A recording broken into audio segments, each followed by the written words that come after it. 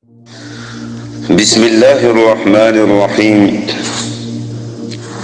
دی احادیث مبارک جبارا حضرت انس رضی اللہ تعالی عنہ دی نبی اکرم صلی اللہ علیہ وسلم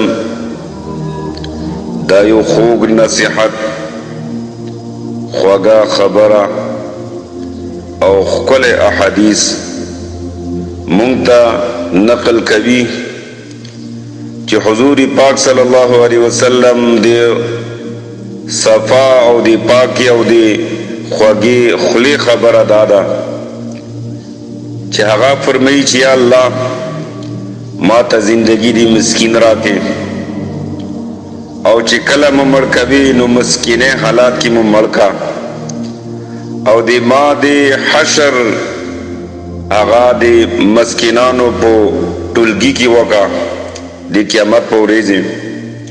حضرت عائشہ رضی اللہ تعالی عنہا و تا فرمائی چی یا رسول اللہ دغا سولونا سنگی تکاوی.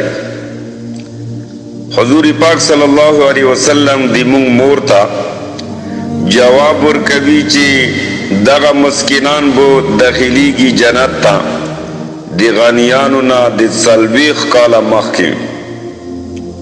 اے عائشہ مسکین رد کواما، مسکین واپس کواما، اگر کا یوا نیما کجورا والی نوی خور کوائی، که مکمال کجورا نوی نیما کجورا ورکوا خلی ما واپس کوا. اے عائشہ ای مسکینانو سره محبت کوا او ځان ته دغه مسکینان نږدې کوا. الله رب العزت به د قیامت پورې دې خپل ځان ته نږدې کی. دا و دی حدیث مبارک ژباړه. په دې حدیث مبارک کې نبی علیه الصلاۃ والسلام درې سوالونه کړي. اول سوال دی زندګۍ، دویم سوال دی مرګ، دریم سال قیامت پوریزی دی حشر. زندگی کی هم دی مسکینانو غانتا زندگی غواړي، دی غریبانو غانتا زندگی غواړي. مرگ هم دی مسکینه حالات کی غواړي.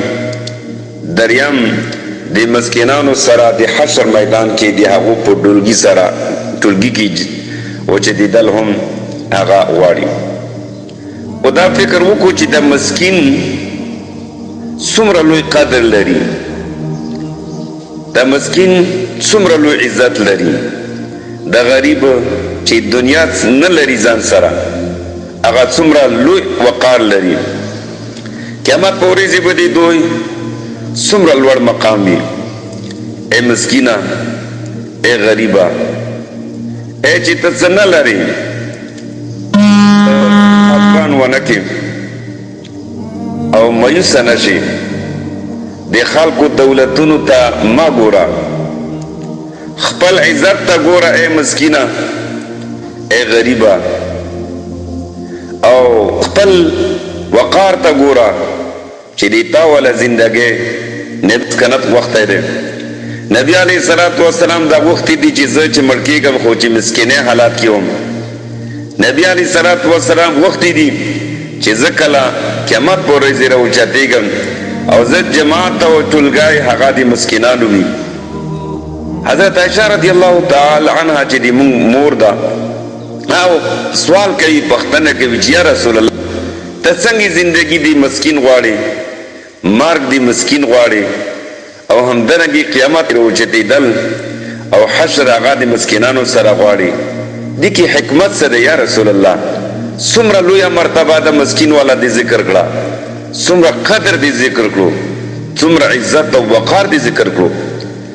حضور صلی الله علیه وسلم فرمایي د دې په جواب کې انهم يدخلون الجنه قبل اغنیائهم ب40 خریفا.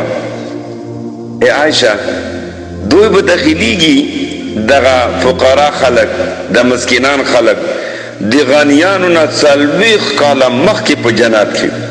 څومره غټه مرتبه ده.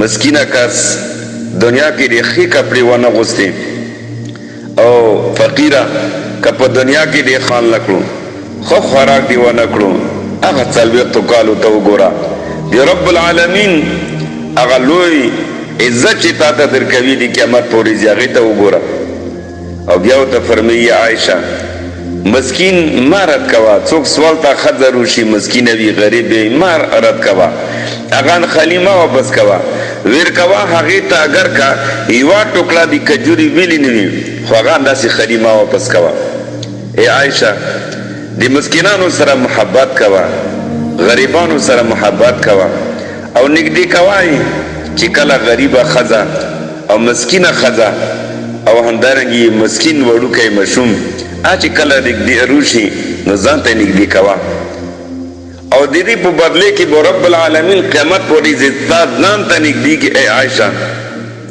د مسکین لوی قدر دی ای مسکینه مایوس کېږه مه نن د دنیا عیش عشرت که تا ونه کړو نن که دنیا کې تا ښکلي خوراکونه ښکلي ګاډي ښکلي بنګلې دې استعمال نه کړې نو رب العالمین عبادت کوي رب العالمین ته سجدې لګوي رب العالمین ته یې چې یا الله یا الله یا الله مسکینه مرتبه دې ډېره غټه ده خو خبردار مایوس نشي او الله رب العزت لوی مقام در کړی دی او لوی مقام به درکوي الله رب العزت دې موږ ته او په دغه باندې عمل نصیب کړي واخر دعوانا ان الحمد لله رب العالمین